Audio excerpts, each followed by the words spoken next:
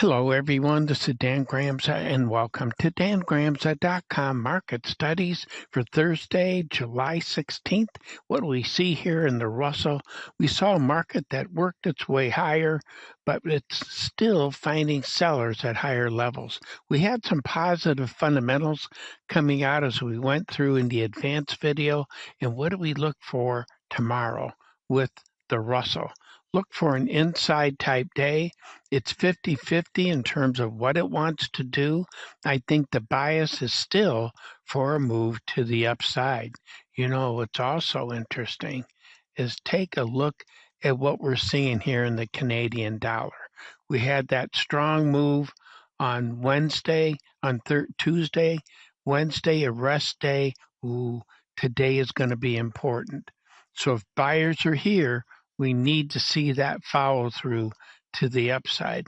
Otherwise, it implies a sideways market, and maybe we've gotten high enough to see that loss of momentum for a change in market direction. So, the Canadian dollar, it's at a critical phase right now in that market. When we look at gold, gold's kind of struggling a bit too.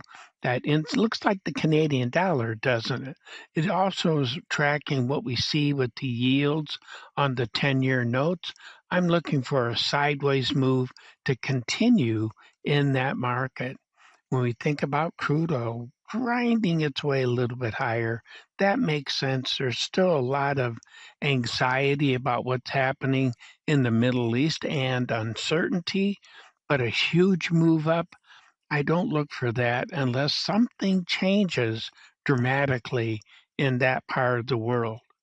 When we look at what's going on with corn, what we're seeing are weather conditions that are not looking good for all of our eggs. So be careful here if you're trying to sell this market. Right now, buyers are in control.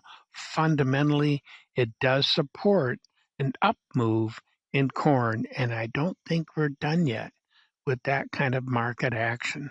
Well, those are my thoughts. Hope you found something helpful, and I look forward to being with you again.